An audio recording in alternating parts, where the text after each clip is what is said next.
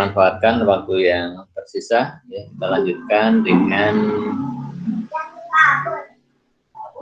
tim disposal. Ya. Tim disposal yang dimaksud di sini hilangnya kendali induk perusahaan, ya, karena ya, anak perusahaan menjual lagi saham ke pihak luar. Ya. Kemudian induk tidak memanfaatkan preemptive right-nya. Ketika si anak menerbitkan saham baru, sehingga ya saham yang beredar menjadi bertambah, ya, kemudian persentase kepemilikannya P yang tadinya misalkan 60% menjadi kurang dari 50%, ya. Atau penyebab yang lainnya berupa ya pemegang surat berharga anak perusahaan, ya. Jadi ada investor NCI, ada yang investor di luar parent yang mengeksekusi stok waran, ya, hak untuk membeli ya saham, ya, atau stok opsi, ya, opsi untuk membeli saham, ya,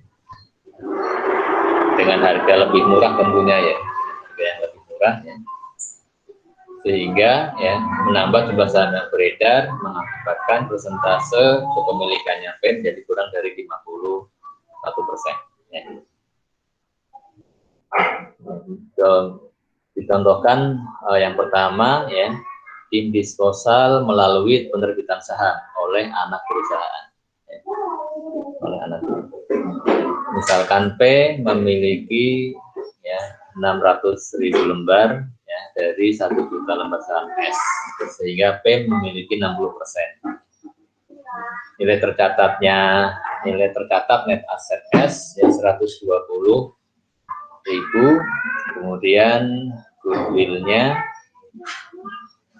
15.000, ya. Kemudian S menerbitkan ya tambahan ini ya 500.000 lembar saham kepada investor baru, ya, saham baru dengan senilai 80%. Ini adalah yang diterbitkan 500.000, sekarang totalnya menjadi 1.000 tambah 500, 1.500, ya, 1.500. Sehingga ya 500.000 yang diterbitkan sekarang menjadi ya sepertiga kepemilikannya. Akibatnya kepemilikan P sekarang menjadi ya 600.000 dibagi 1.500 menjadi tinggal 40%. Nah, berarti sudah kehilangan kendali, ya. Kemudian net aset S setelah penjualan S menjadi berapa? Net aset S-nya adalah dari awalnya 120.000, ya. Kemudian ditambah dengan yang penjualan baru, ya, penjualan baru 80.000, net. Menjadi net aset S-nya menjadi 200.000. Kita mau hitung berapa laba atau rugi, ya, laba atau rugi nyampe, ya. Kita cek perhitungannya, ya. Kepemilikan P, ya, setelah menerbitkan saham, ya, sekian, kemudian sebelum menerbitkan saham 87.000, ya. Kepemilikan P di S belum S menerbitkan saham, maksudnya apa? Ya, ini ya.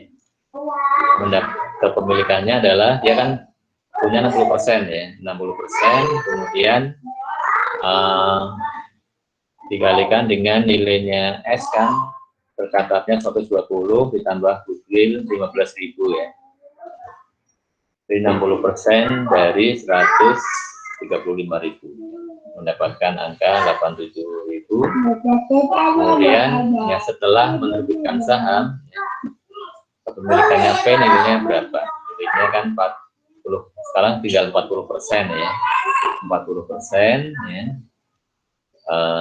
Dari ya nilai tercatatnya ya, 120.000 awalnya ditambah yang penerbitan baru 80.000 kita tambah lagi dengan ditambah dengan goodwill ya, ditambah dengan goodwill. Untuk goodwillnya diperhitungkannya dari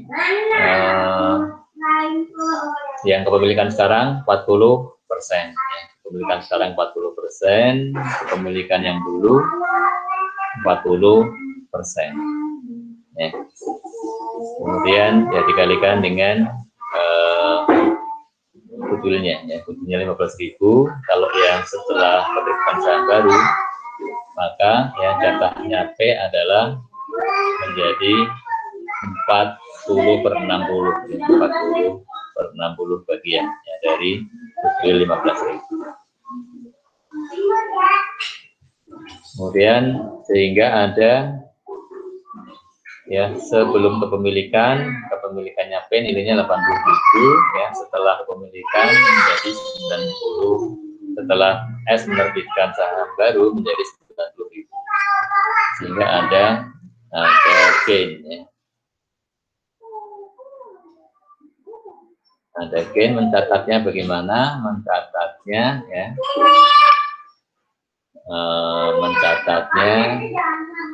ya. Gain ya, dia kan sudah kehilangan kendali ya. Kalau sudah kehilangan kendali maka dia mencatat boleh mengakui gain on disposal of investment 3.000, kemudian investmentnya bertambah nilainya 3.000 ya. Ini diistilahkan dengan pelepasan saham ya, padahal kan P tidak menjual saham ya. Apakah P menjual saham? Tidak ya. Kasusnya di sini adalah S menerbitkan saham baru, tetapi ya, P tidak mau memanfaatkan preemptive right-nya. Dengan karena dia tidak membeli sesuai dengan jatah kepemilikannya, maka mengakibatkan persentase kepemilikan menjadi berkurang. Ini yang dinamakan dengan dim disposal ya, pelepasan yang dianggap ya dianggap sebagai pelepasan. Dianggap melepaskan saham ya, yang menjadi haknya ya. Karena dia tidak beli, maka seolah-olah itu adalah dia jual. Dianggap dijual.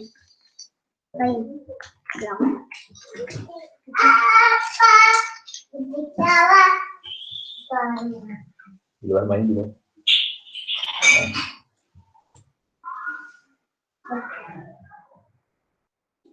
Kemudian bagaimana kalau sekarang S menerbitkan saham baru tapi tidak sampai kehilangan kendali. Ya. Jadi kalau S menerbitkan saham maka ada 3 kemungkinan ya. Ada 3 kemungkinan. Pertama, tambahan saham dibeli seluruhnya oleh P. Yang kedua, dibeli oleh P dan NCI secara pro rata sesuai dengan kepemilikan masing-masing. Yang ketiga, semua dibeli oleh NCI. Kasus yang tadi itu ya. P melepaskan hak preemptive right. Ya. Kemudian sebelum saya lanjutkan, apakah di sesi kedua kalian ada kuliah? Halo? Di sesi kedua apakah kalian ada kuliah? Di jam 10.10? Siap, tidak ada Pak. Kuliah di sesi ketiga Pak. Sesi ketiga ya. Kalau tidak ada, baik ya. Kalau tidak ada saya izin untuk ini ya, menambah waktu sedikit ya. Ini kurang dikit lagi sih ya. Siap Pak. Ya. Baik ya. Yang pertama ya, tambahan saham dibeli semua oleh P. Misalkan 1 Januari ya, 2015 P membeli 14.000 saham S. Ini mewakili 70% ya, kepemilikan saham per 10 dengan harga 210. Kemudian ekuitasnya S ada ES 200.000, kemudian additional PIC-nya 30.000, RE 50.000. Kemudian kita hitung eksesnya berapa. Eksesnya dialokasikan ke tanah, ya. Kita hitung dari implied value 100/70 kali 210 mendapatkan 300.000. Kemudian equity-nya S, nilainya berapa? Ya, dari CS tambah 3 PIC, additional and capital tambah RE, total 280.000. Kemudian eksesnya berapa? 300 kurang 280, 20.000 dialokasikan untuk tanah. Selanjutnya 2015 S mendapat net income 70.000, tidak membagi dividen, ya. Kemudian jurnalnya P bagaimana? Nah, di tahun 2015 P mengakui bagian laba, ya, bagian laba debit investment in S, credit income from S, yaitu 70% dari 70% dari 70.000.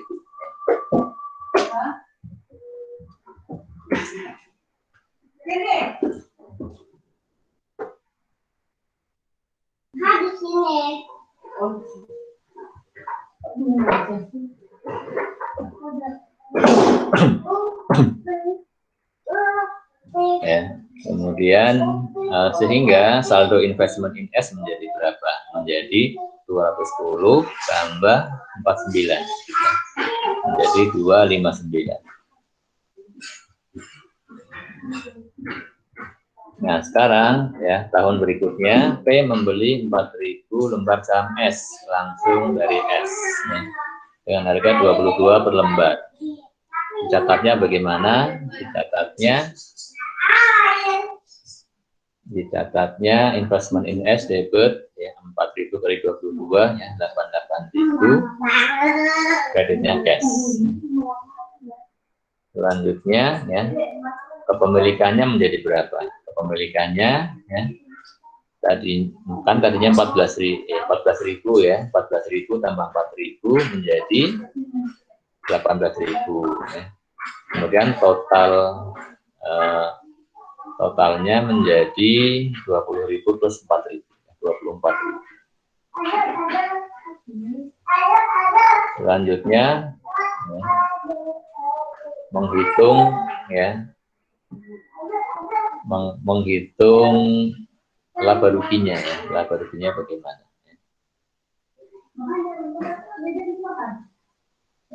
Bagian kepemilikan P, ya, sebelumnya adalah ini, ya, 259 tadi, ya, nilai investasi P, ya, 259, ya, investasi awal tambah bagian laba. Kemudian, ya, setelah membeli saham baru menjadi berapa nilainya? Ya, nilainya menjadi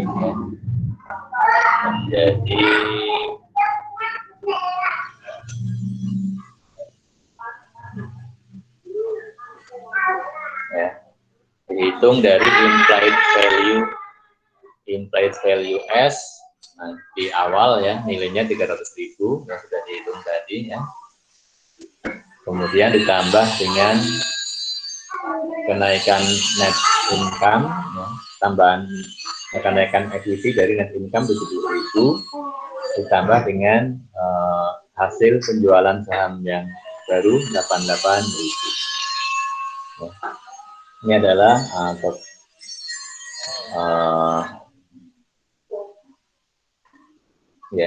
nilai S, ya, keseluruhannya, ya. Kemudian dikalikan dengan persentase kepemilikan P sekarang 75%, ya, menjadi, ya, nilainya adalah 343.500.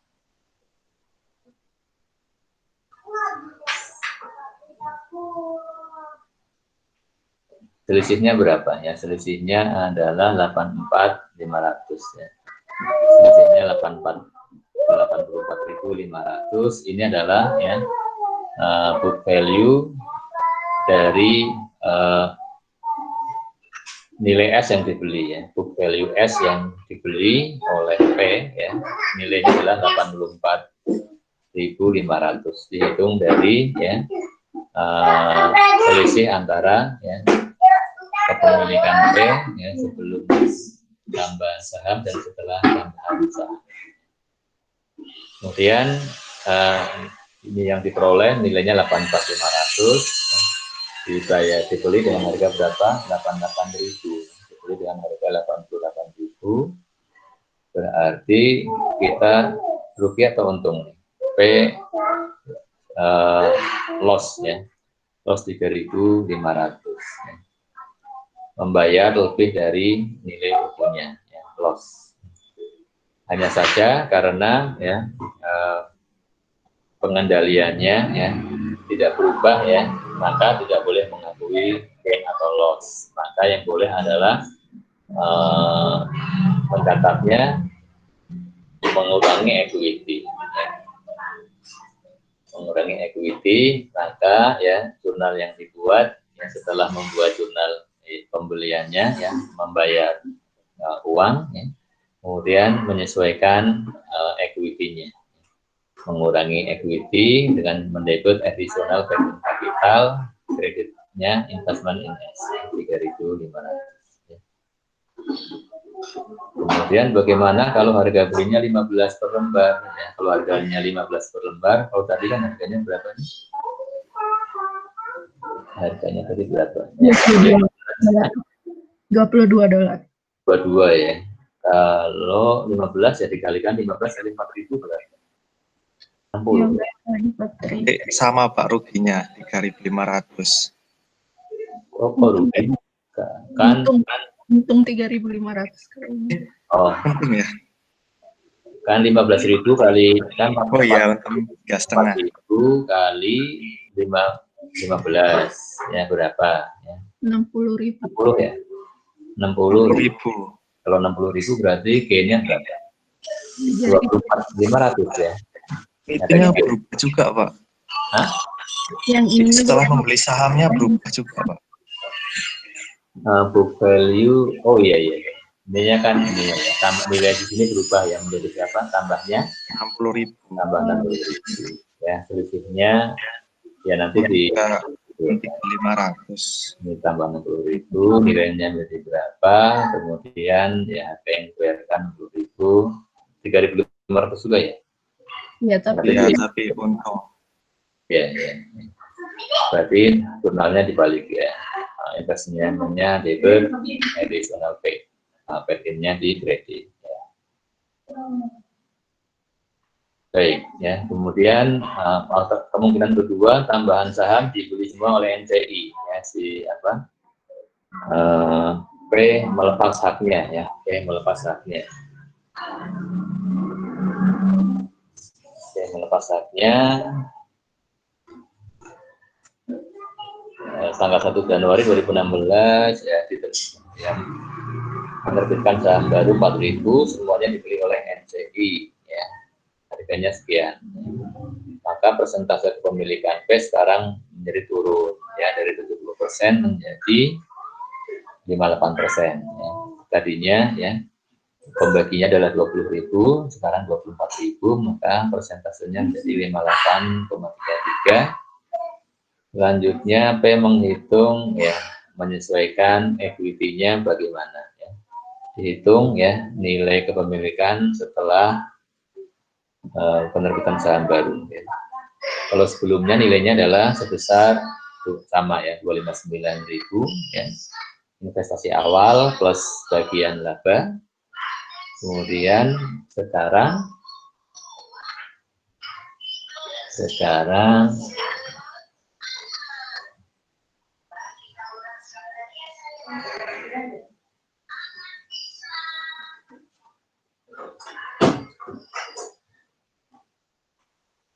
ya, setelah penerbitan saham baru ya,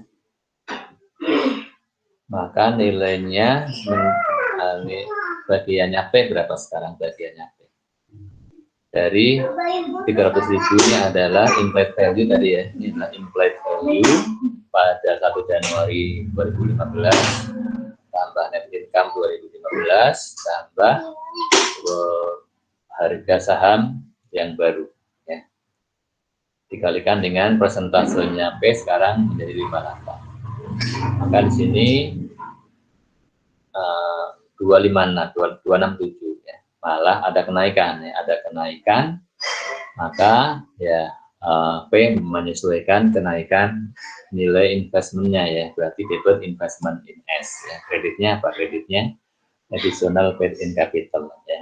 Ini sifatnya adalah keuntungan, hanya saja tidak boleh mengakui gain atau loss karena masih memiliki pengendalian ya.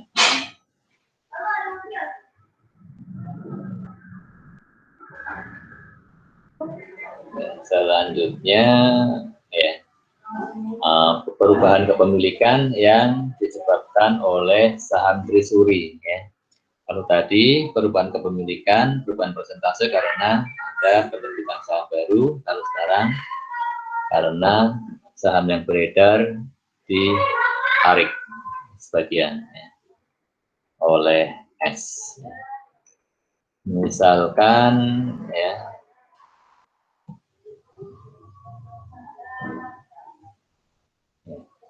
kalau saham yang beredar berkurang, maka pengaruhnya apa? Pengaruhnya ya, persentase kepemilikan menjadi naik ya. Misalnya tadinya saham beredar 24.000 ya, yang 4.000 dibeli oleh S ya.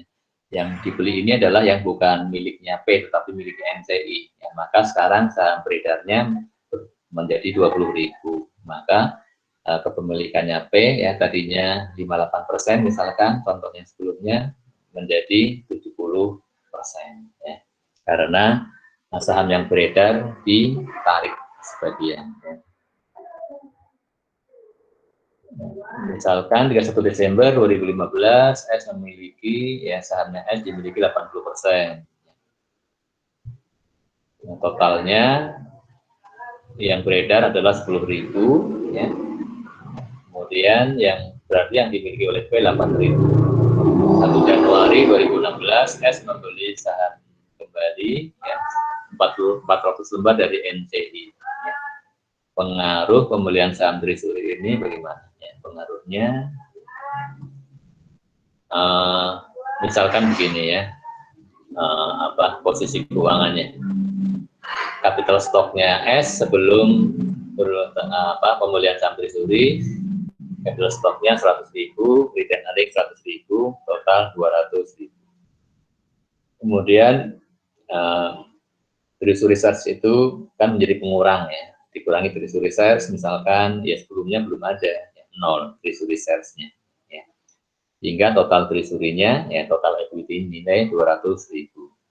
Kepemilikannya P adalah 80% ya. 80% berarti ya kalau ya 4/5 atau 80%.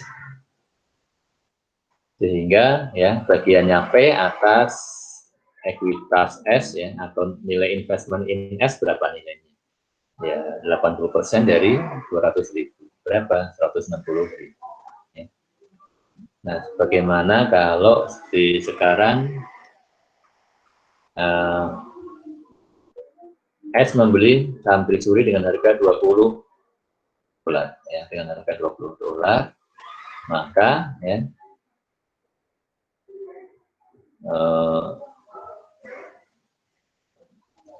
ya RE capital stock ya, ingat ya kalau untuk capital stock ya, capital stock itu ya nilainya berapa kalau apabila S membeli saham treasury, maka kalau yang tercatat capital stocknya nggak berubah ya, capital stock yang tercatat tidak berubah ya. Ya, kalaupun ya tadinya kan 100.000, ketika sebagian ditarik maka ya capital stock tidak berubah ya. RE-nya juga tidak terpengaruh ya, sehingga di sini tercatat masih 200.000. Terus pengaruhnya apa Pak kalau membeli treasury stock ya? Pengaruhnya adalah di sini ya, dia disendirikan ya. Nanti treasury stock akan dilaporkan sebagai pengurang ya. Less treasury stock at cost-nya ya.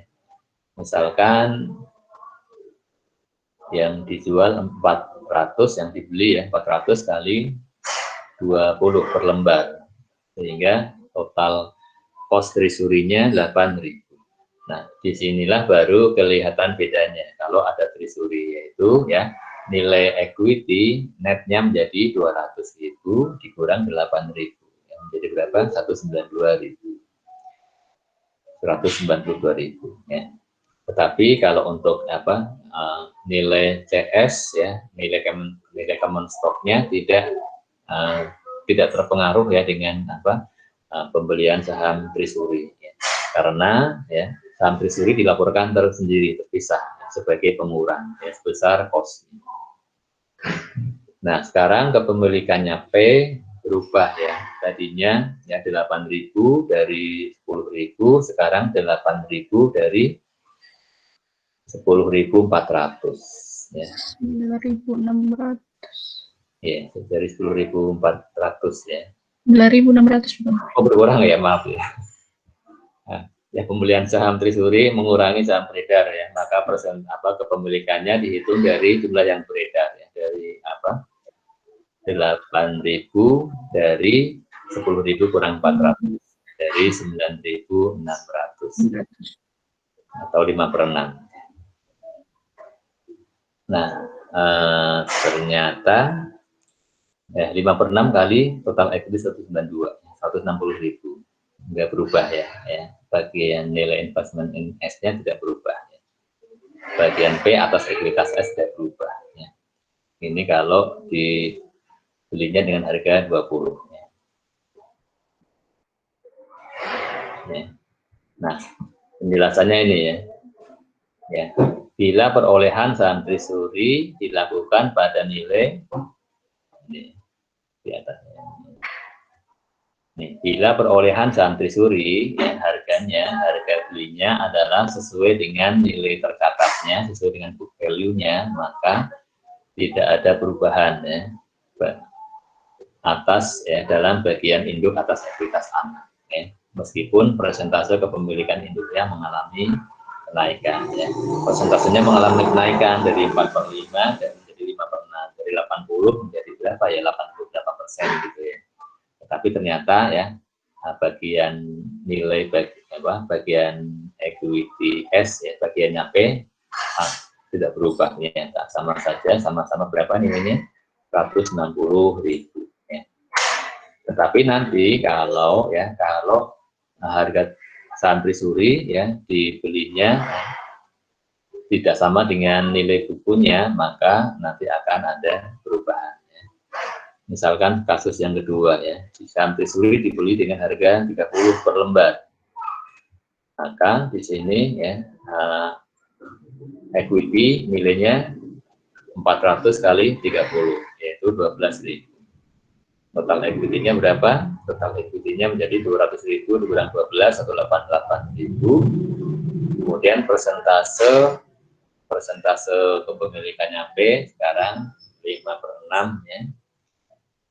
Maka nilai bagian P atas ekuitas ya menjadi 156.667 ya, turun. Ini karena harga belinya melebihi nilai buku ya. Nilai buku saham. Kemudian bagaimana kalau dibeli dengan harga lebih rendah dari nilai bukunya ya, dengan harga 15, maka treasury shares-nya nilainya 6.000 ya, total equity jadi 194. Dikalikan bagiannya P menjadi 5,5/6, maka bagian P menjadi lebih tinggi 161.667. Nah, kalau ya S membelinya dengan harga yang 20.000 per lembar, kan tidak investmentnya tidak ada perubahan ya. Bagian P atas ekuitas S tidak berubah, maka tidak perlu membuat jurnal penyesuaian yang si P-nya ya. Kalau dijual dengan harga 20. Nah, kalau dijual dengan harga 30, tapi kan investmentnya berkurang ya, nilai investmentnya kan berkurang ya.